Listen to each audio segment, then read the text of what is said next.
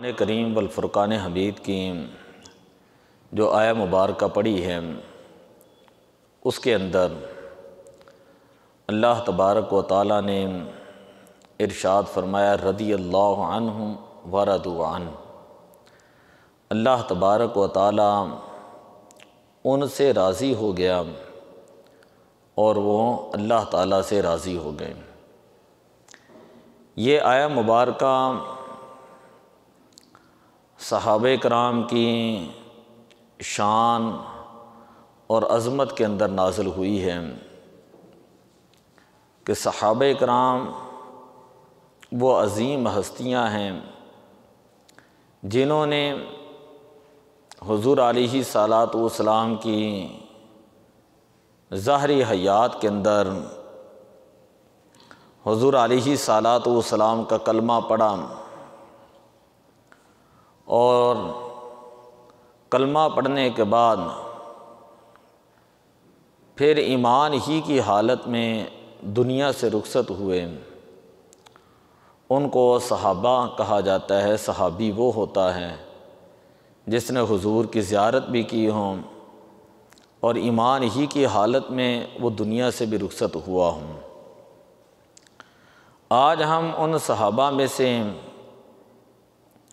ایک بڑے عظیم صحابی ہیں، ان کے بارے میں دو تین باتیں کرتے ہیں۔ ان کا نام ہے حضرت سلمان فارسی رضی اللہ تعالی عنہم۔ یہ ایران کے صوبے اصفہان کے اندر پیدا ہوئے تھے اور ان کے والد آتش پرست تھے، آگ کی عبادت کرنے والے تھے۔ حضرت سلمان فارسی رضی اللہ تعالی عنہم آپ نے حق کی تلاش کے اندر اپنا گھر بار چھوڑا کیونکہ آپ پسند نہیں کرتے تھے آگ کی عبادت کرنا۔ آپ فرماتے کہ آگ جو ہے آگ اس کو تو ہم خود جلاتے ہیں، تو جس کو ہم خود جلائیں وہ معبود کیسے ہو سکتا ہے؟ لہذا آپ اللہ کی تلاش میں، حق کی تلاش میں گھر سے نکلیں اور ملک شام کے اندر پہنچے۔ شام سے پھر عراق، ترکی، ان جگہوں پر گئے۔ آپ کا طریقہ کار یہ تھا کہ حضرت سلمان فارسی رضی اللہ تعالی عنہم آپ نے بت یا آگ پرستی چھوڑ کر آپ نے عیسائیت قبول کر لی تھی۔ آپ جب عیسائیت قبول کرتے ہیں، وہ لین چ بیٹھو، لین چ بو نا، لین تو آپ کا طریقہ کار یہ تھا کہ آپ جو عیسائی راہب ہوتا اس کی خدمت کرتے اور ساری زندگی اس کے پاس رہتے، اس سے عیسائیت کے بارے میں تعلیم حاصل کرتے ہیں۔ جب اس راہب کے فوت ہونے کا وقت آ جاتا تو آپ اس سے پوچھتے کہ اب میں کس کے پاس جاؤں؟ وہ راہب آپ کو کسی اور عالم کے پاس بھیج دیتا۔ حضرت سیدنا سلمان فارسی رضی اللہ تعالیٰ عنہ اسی طرح خدمت کرتے رہے۔ آخر کار سب سے آخری راہب ملک شام کے اندر آپ تھے، آپ اس کی خدمت کر رہے تھے۔ جب وہ فوت ہونے لگا تو اس نے کہا کہ اے سلمان، میری باتیں غور سے سننا،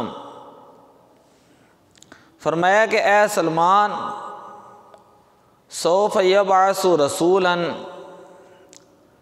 ان قریب نبی آخر الزمان صلی اللہ علیہ وسلم تشریف لا رہے ہیں۔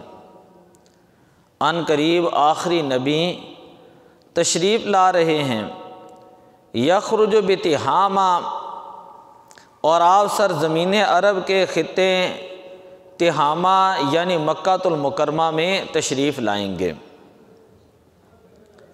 پھر وہ کہنے لگا علامتہم انہ یأکل الہدیۃ، ان کی نشانی یہ ہے کہ وہ جو نبی آخر الزمان ہوں گے، وہ جو نبی تشریف لائیں گے، ان کی نشانی یہ ہے کہ انہ یأکل الہدیۃ، وہ تحفہ قبول کریں گے۔ کیا کریں گے؟ تحفہ قبول کریں گے۔ اگر تحفے کے اندر کوئی چیز دی جائے تو وہ اس کو کھا بھی لیں گے، لیکن ولا یأکل الصدقہ، وہ صدقہ قبول نہیں کریں گے۔ دوسری ان کی نشانی یہ ہے بین کاتفیہ خاتم وفی روایت خاتم النبوۃ، ان کے دونوں کندھوں کے درمیان مہر نبوت ہوگی، ان کے دونوں کندھوں کے درمیان مہر نبوت ہوگی۔ اور تیسری نشانی یہ ہے کہ حق وہی ہوگا جو وہ فرمائیں گے، اور اسی کے اندر اللہ کی رضا ہوگی۔ اور ان کی چوتھی نشانی یہ ہے مہاجرۃ الی ارض بین حرتین، کہ وہ اس مقام میں ہجرت کریں گے جو دو پہاڑوں کے درمیان ہے، بینہما نخل، اور اس کے درمیان جو ہے وہ زیادہ کھجوریں ہوں گی۔ دو پہاڑوں کے درمیان وہ ٹھہریں گے، مکہ سے ہجرت کر کے مدینہ شریف تشریف لائیں گے، اور مدینہ پاک کے اندر دو پہاڑوں کے درمیان وہ رہیں گے، اور ان دونوں پہاڑوں کے درمیان کھجوروں کے باغات ہوں گے۔ کھجوریں جو ہیں وہ کثرت کے ساتھ ہوں گی۔ وہ جو آخری عیسائی عالم تھا، راہب تھا، وہ حضرت سیدنا سلمان فارسی رضی اللہ تعالیٰ عنہ کو یہ چیزیں بتاتا ہے، اور اس کے بعد وہ فوت ہو جاتا ہے۔ اب حضرت سلمان فارسی تلاش کرنے لگے کوئی ایسا قافلہ ہو کہ جو عرب کی طرف جا رہا ہوں۔ آخر ایک قافلہ ملا، آپ اس کے اندر شامل ہوئے، انہوں نے آپ کو شامل کر لیا، لیکن راستے کے اندر جا کر ان کی نیت خراب ہو گئی۔ انہوں نے حضرت سلمان فارسی رضی اللہ تعالیٰ عنہ کو ایک یہودی کے ہاتھ بیچ دیا۔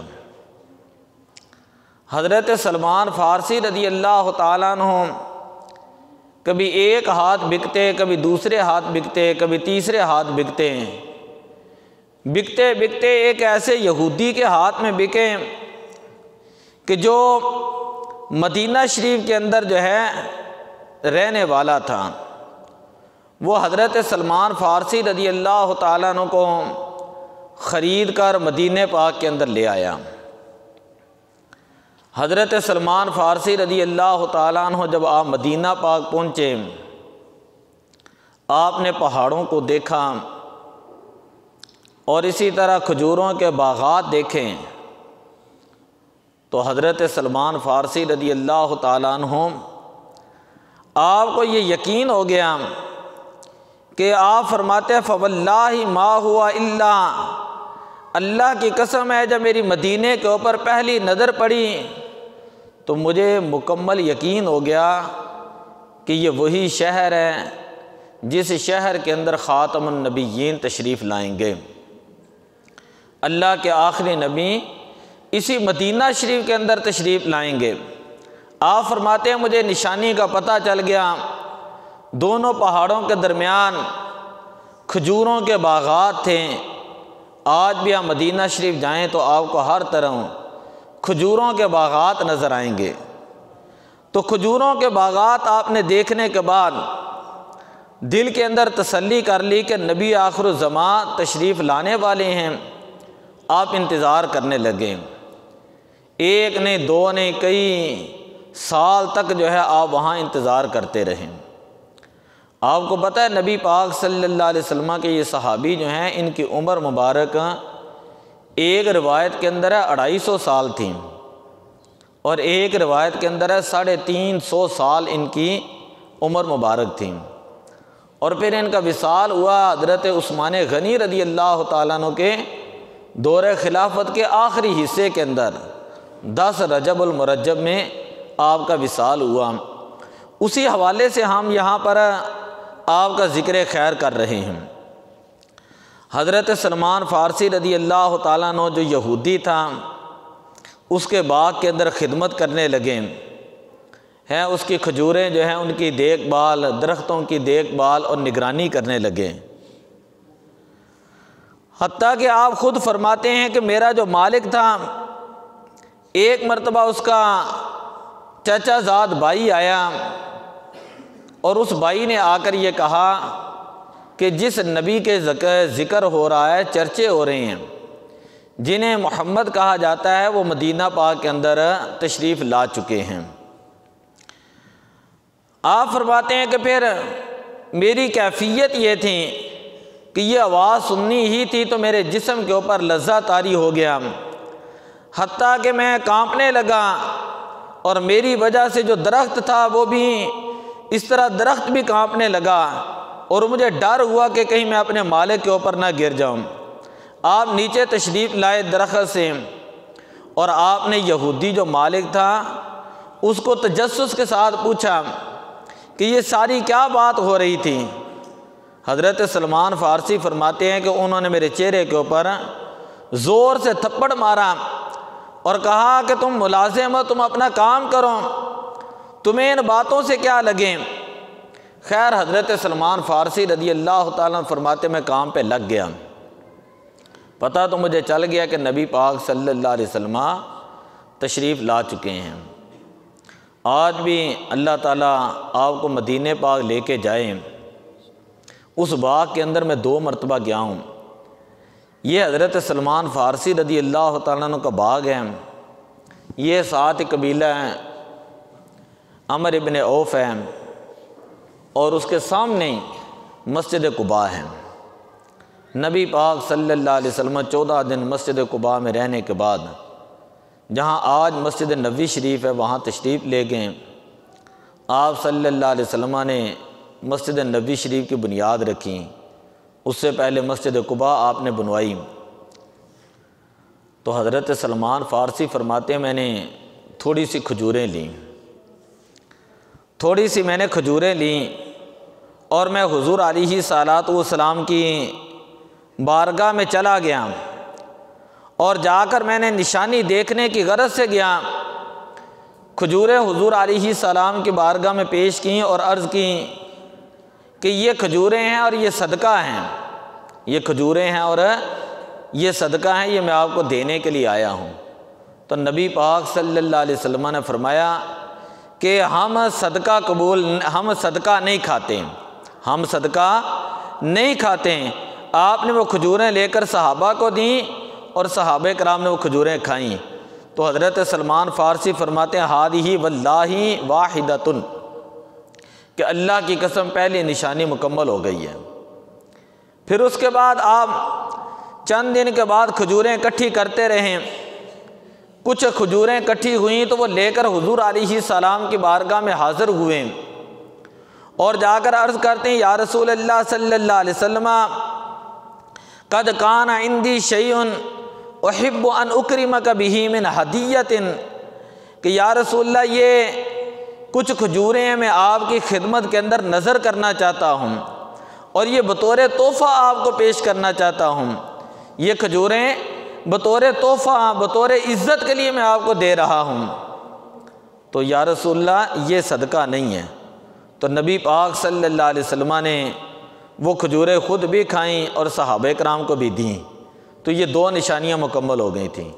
نشانی یہ تھی کہ نبی پاک صلی اللہ علیہ وسلم صدقہ نہیں کھاتے ہیں، اور نبی پاک صلی اللہ علیہ وسلم ہدیہ جو ہے وہ تناول فرما لیتے ہیں۔ تو حضور علیہ السلام نے پہلی مرتبہ جو صدقے کی کھجوریں تھیں وہ صحابہ کو کھلا دی تھیں، اور جب یہ دوسری مرتبہ کھجوریں پیش کی گئیں تو یہ ہدیے کی کھجوریں تھیں، تو حضور علیہ السلام نے خود بھی تناول فرمائیں اور صحابہ کو بھی دیں۔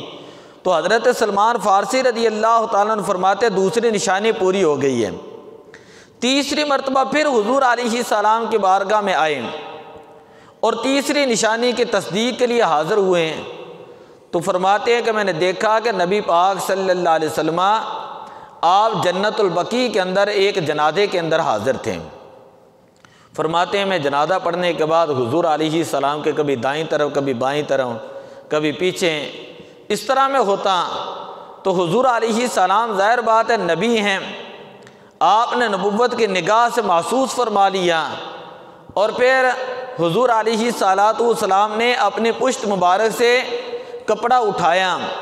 حضرت سلمان فارسی رضی اللہ تعالیٰ عنہ بیان کرتے ہیں کہ میں نے حضور علیہ السلام کی تیسری نشانی مہر نبوت کو دیکھا، اور میں اس مہر نبوت کو چومنے لگا اور حضور علیہ السلام کے ساتھ لپٹ گیا اور زار و کتار رونے لگا۔ پھر میں حضور علیہ السلام کے سامنے آ گیا، اور سامنے آ کر میں نے عرض کی یا رسول اللہ صلی اللہ علیہ وسلم آپ مجھے کلمہ پڑھائیں، میں اسلام قبول کرنا چاہتا ہوں۔ کسی کو کلمہ داتا صاحب پڑھاتے ہیں، کسی کو کلمہ خواجہ خواجگان خواجہ معین الدین چشتی اجمیری نے پڑھایا، کسی کو کلمہ غوث پاک نے پڑھایا، کسی کو کلمہ کسی تابعی نے پڑھایا، کسی کو کلمہ کسی صحابی نے پڑھایا۔ حضرت سلمان فارسی رضی اللہ تعالیٰ عنہ کی شان اور مقام اور مرتبہ دیکھیں، آپ کو کلمہ جو ہے وہ کلمے والے نے پڑھایا ہے، آپ کو کلمے والے نے پڑھایا، نبی پاک صلی اللہ علیہ وسلم نے آپ کو کلمہ پڑھایا۔ جب آپ نے کلمہ پڑھ لیا تو ایک موقع پر صحابہ کہنے لگے کہ یہ سلمان فارسی جو ہیں وہ ہماری طرف سے ہیں، یعنی انصار اور مہاجر صحابہ ان کے اندر جھگڑا پیدا ہو گیا۔ مہاجر کہنے لگے کہ یہ سلمان فارسی یہ مدینے کے باہر سے آئے ہیں، یہ ہجرت کر آ کے آئے ہیں، تو لہذا یہ مہاجر ہیں۔ انصار کہتے ہیں جب نبی پاک صلی اللہ علیہ وسلم تشریف لائے تھے تو یہ مدینہ پاک کے اندر ہی موجود تھے، لہذا یہ انصار ہیں۔ تو حضور علیہ السلام نے صحابہ کرام کی جب اس حالت کو دیکھا تو فرمایا سلمان منا اہل البیت، سلمان جو ہے وہ ہمارے اہل بیت میں سے ہیں، سلمان ہمارے اہل بیت میں سے ہیں۔ علامہ اقبال یہاں پر فرماتے ہیں بلال از حبش صہیب از روم سلمان از فارس۔ حضرت بلال غلام تھے، حبشہ سے چلے تھے، بکتے بکاتے کہاں مکہ کے اندر آئے، پھر حضور علیہ السلام کو دیکھا، کلمہ پڑھا، اور حضور علیہ السلام کے قدموں میں ہی جان نچھاور کر دیں، ساری زندگی حضور علیہ السلام کی خدمت کی۔ اقبال کہتا ہے بلال از حبش صہیب از روم اور سلمان از فارس۔ حضرت سلمان یہ ایران سے گئے تھے، فارس سے۔ بو جہل در کعبہ چے بلعجبیست، کہا کہ جو دور سے آئے تھے کتنا فیض حاصل کر گئے، اور جو کعبے کے اندر رہنے والا ابو جہل تھا وہ نامراد ہوا، اسے جو ہے وہ اس نے نبی پاک کا کلمہ نہ پڑھا۔ نبی پاک صلی اللہ علیہ وسلم نے فرمایا کہ تین شخص ایسے ہیں کہ جنت ان کا انتظار کر رہی ہے۔ حضور علیہ السلام نے فرمایا تین شخص ایسے ہیں کہ جنت ان کی مشتاق ہیں، جنت ان کا دیدار کرنا چاہتی ہیں۔ فرمایا ایک ان میں سے حضرت علی المرتضیٰ رضی اللہ تعالیٰ عنہ ہیں، دوسرے فرمایا حضرت عمار بن یاسر رضی اللہ تعالیٰ عنہ ہیں، اور تیسرے فرمایا حضرت سلمان فارسی رضی اللہ تعالیٰ عنہ ہیں، کہ 3 شخص ایسے ہیں کہ جنت ان کا انتظار کر رہی، جنت ان کے مشتاق ہیں۔ حضرت سلمان فارسی رضی اللہ تعالیٰ عنہ جب کلمہ پڑھا لیکن ابھی تک یہودی کی غلامی میں تھے، تو حضور علیہ الصلوۃ والسلام نے حضرت سلمان سے فرمایا کہ تم اپنے مالک کے ساتھ بدلے کتابت کر لو، بدلے کتابت کر لو۔ بدلے کتابت کا مطلب ہوتا ہے کہ غلام یہ کہتا ہے، شرط رکھ لیتا ہے کوئی کہ جو آپ کہیں گے میں وہ کروں گا، اور اس کے اوپر آپ مجھے جو آزاد کر دیں گے۔ جب آپ نے اپنے مالک سے بدلے کتابت کی، جب میں پہلی مرتبہ عمرہ کر کے آیا تھا تو آتے ہی میں نے یہ واقعات بیان کیے تھے۔ بدلے کتابت کی تو یہودی مالک تھا، اس نے کہا کہ اچھا یہ بات ہے، تو پھر پہلی شرط یہ ہے کہ یہ جو باغ ہے اس کے اندر تمہیں 300 کھجوروں کے درخت لگانے پڑیں گے، اور جب ان کا پھل آ جائے گا پھر میں دوسری بات کروں گا، ایک دوسری شرط رکھوں گا۔ حضرت سلمان نبی پاک کی بارگاہ میں آئے، عرض کی یا رسول اللہ میرے مالک نے بڑی سخت شرط میرے لیے رکھ دی ہے۔ اب وہ کھجور، آپ کو پتہ ہے کھجور کا درخت ایسا ہوتا ہے کہ جس کا پھل آنے میں بھی 5 سے 7 سال لگ جاتے ہیں۔ نبی پاک صلی اللہ علیہ وسلم بڑے خوش ہوئے، آپ نے صحابہ کو کہا کہ صحابہ اپنے دوست سلمان فارسی کی مدد کرو اور کھجور کی پنیری لے کر آؤ، جو کھجور کی پنیری ہوتی ہے وہ لے کر آؤ۔ صحابہ لے کر آئے، حضور علیہ الصلوۃ والسلام نے لی اور فرمایا کہ اے سلمان آج ہم رات کو تیرے باغ کے اندر آئیں گے اور اپنے ہاتھوں کے ساتھ وہ کھجوریں لگائیں گے۔ پھر نبی پاک صلی اللہ علیہ وسلم جب پنیری اکٹھی ہو گئی 2-3 دن کے بعد، رات کے وقت 1-2 صحابہ کو ساتھ لے کر گئے۔ وہ صحابہ حضور علیہ الصلوۃ والسلام کو اس طرح پنیری پکڑاتے تھے اور حضور علیہ الصلوۃ والسلام اس کو لگاتے چلے گئے۔ 300 درخت نبی پاک صلی اللہ علیہ وسلم نے جس کو آج کے دور کے اندر حضرت سلمان فارسی کا باغ کہتے ہیں، جو لوگ عمرہ کرنے جاتے ہیں وہاں پہ دیکھتے ہیں، وہ 300 درخت نبی پاک صلی اللہ علیہ وسلم نے وہاں پر لگائے، اور حضور علیہ الصلوۃ والسلام نے دعا فرمائی۔ حضرت سلمان فارسی فرماتے اللہ کی قدرت ایسی ہوئی کہ ان 300 درختوں میں سے کوئی درخت ایسا نہیں تھا کہ جس نے 1 سال کے اندر پھل نہ دیا ہو۔ 1 سال کے اندر لوگوں نے سنتا نہیں پئی ادھر کو نہ درست سننے، 1 سال کے اندر ذرا توجہ کرے میری طرح، 1 سال کے اندر پھل آ گیا، 1 سال کے اندر پھل آ گیا۔ یہودی نے دوسری شرط یہ رکھی، یہودی یہ کہنے لگا دوسری شرط یہ ہے کہ تمہیں 40 اوقیہ سونا دینا پڑے گا۔ یہ بہت بڑی شرط تھی، 40 اوقیہ سونا آج کے دور کے اندر 5 کلو سونا بنتا ہے، 5 کلو سونا، اور اب تو سونے کی قیمت ہی جو ہے نا 5 لاکھ کے قریب پہنچ چکی ہے۔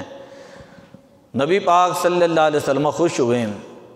حضور علیہ السلام کو ایک بوڑھی عورت نے کبوتری کے انڈے کے برابر تھوڑا سا سونا دیا تھا۔ حضور علیہ السلام نے اس کو ادھر سنو ذرا بھائی بعد چ جڑا نا پہلے تقریر سن لو بعد چ سنتا پڑھ لینا، بڑا شوق ہے سنتا تھا۔ نبی پاک صلی اللہ علیہ وسلم نے سونے کو منہ کے اندر لیا، سونے کو منہ کے اندر، اس انڈے کو سونے کا اس کو منہ کے اندر لیا، لعاب دہن لگایا۔ حضرت سلمان فارسی سے فرمایا کہ یہ لے جاؤ اور اپنے یہودی مالک کو کہو کہ جتنا حصہ تمہارا بنتا ہے وہ اپنا رکھ لے، جو ہمارا ہے وہ واپس دے دیں۔ عرض کی یا رسول اللہ یہ تو چھوٹا سا ہے، یہ 40 اوقیہ کیسے بنے گا؟ نبی اکرم صلی اللہ علیہ وسلم نے فرمایا کہ اے سلمان اللہ تبارک و تعالی ان اللہ سیؤدی بہا عنکا، کہ اللہ تعالیٰ اس کے ذریعے ہی تمہارا قرض اتار دے گا۔ آپ جب گئے تو یہودی پہلے مذاق کرنے لگا کہ یہ تو تھوڑا سا سونا ہے، لیکن جس وقت اس نے ترازو کے اندر رکھا وہ تولنے لگا، وہ حیران ہوتا چلا گیا۔ وہ کہتا ہے یہ ہے تھوڑا سا لیکن اس کا وزن اتنا زیادہ ہے، اور اس سارے میں سے اس نے تھوڑا سا حصہ جو ہے نکال کر جو اپنے ترازو کے اوپر رکھا، اس کا وزن بھی 5 کلو سے زیادہ بن گیا۔ 40 اوقیے سے زیادہ۔ اس کو ہم کہتے ہیں نبی پاک صلی اللہ علیہ وسلم کا معجزہ۔ بظاہر یہودی کے عقل کے اندر یہ چیز نہیں آئی۔ جب حضرت سلمان فارسی رضی اللہ تعالیٰ عنہ آپ جو ہیں وہ بالکل آزاد ہو گئے، اور یہودی کو پھر بعد میں پتہ چلا کہ یہ ہمارا سارا محلہ یہودیوں کا ہے، اور یہاں پر نبی پاک مدینہ شریف سے آئے تھے، 4 کلومیٹر کا فاصلہ بنتا ہے، یہاں پر حضور آئے تھے ہمارے محلے کے اندر اور خود پودے لگا کے گئے ہیں۔ تو یہودی کہا کرتا تھا کہ کاش مجھے پتہ ہوتا، اگر مجھے پتہ چل جاتا تو میں ان کو جو ہے وہ شہید کر دیتا۔ لیکن اللہ کی قدرت ہے۔ خیر، آپ مدینہ شریف کے اندر جائیں اور جگہ جگہ پر آج بھی دیکھیں گے ہم کہ حضور علیہ الصلوۃ والسلام کے لاکھوں معجزات ہیں، لاکھوں کروڑوں معجزات ہیں۔ یہاں کوئی داتا صاحب جاتا ہے نا عقیدت اور محبت کے ساتھ، وہ لوگ ہمیں بتاتے ہیں کہ میری یہ مراد تھی، اللہ تعالیٰ نے اس بندے کے صدقے میری مراد کو پورا کر دیا۔ تو وہاں مدینہ پاک کے اندر تو پھر حضرت امیر حمزہ رضی اللہ تعالیٰ عنہ کا مزار پاک ہیں، حضرت امام حسن مجتبیٰ جنت البقیع آرام فرما رہے ہیں، حضرت امام زین العابدین ہیں، حضرت امام باقر ہیں۔ یہ جو رجب کا مہینہ، اس مہینے کے اندر جن کے میں نام لے رہا ہوں ان کی ولادت ہیں۔ حضرت امام جعفر صادق رضی اللہ تعالیٰ عنہ کے مزار پاک ہیں، حضرت سیدہ کائنات رضی اللہ تعالیٰ عنہ، حضرت حلیمہ سعدیہ، حضرت سعد بن معاذ، حضرت عثمان غنی رضی اللہ تعالیٰ عنہ، اور جیسے ہی انٹروں گیٹ سے سامنے نبی پاک کی جو ازواج مطہرات ہیں 9، ان کے مزار پاک سامنے نظر آتے ہیں۔ تو جہاں پر کل خزانہ ہو، نبیوں کا امام آرام کر رہا ہو، وہاں کیسے ہو سکتا ہے اگر کوئی امتی مشکل لے کر آئیں اور وہاں سے بھی مشکل حل نہ ہو۔ حضرت سلمان فارسی آئے تھے بکتے بکاتے ہوئے، بکتے بکاتے ہوئے، 350 سال آپ کی عمر مبارک ہے، اور حضور علیہ السلام کا جب دیدار کیا تو پھر کلمہ پڑھ کر حضور ہی کے ہو کر رہ گئے۔ اور پھر اللہ کی قدرت، ایک وقت ایسا آیا 5 ہجری کو، سارا عالم عرب انہوں نے کہا کہ ہم مدینے کے اندر جو مسلمان ہیں ان کو شہید کر دیں گے، ہم ان کی اینٹ سے اینٹ بجا دیں گے۔ نبی پاک نے صحابہ سے مشورہ کیا، حضرت سلمان فارسی کھڑے ہوئے، عرض کرتے یا رسول اللہ میرا مشورہ یہ ہے کہ آپ مدینہ شریف سے باہر ایک خندق بنوائیں، اور یہ جو عرب ہیں یہ اس کو کراس نہیں کر سکیں گے۔ اور وہ بڑی لمبی بات ہے، نبی پاک صلی اللہ علیہ وسلم نے پھر وہ جو غزوہ خندق ہوا ہے، خندق جس کے بارے میں قرآن کی ایک پوری سورت ہے، سورہ احزاب، تو وہ جو خندق تھی پھر نبی پاک صلی اللہ علیہ وسلم نے خود اپنے ہاتھوں سے بھی بنائی۔ حضور علیہ السلام نے وہاں پر مزدوری کا کام کیا تھا، یہ حضرت سلمان فارسی کے مشورے کے اوپر بنائی گئی۔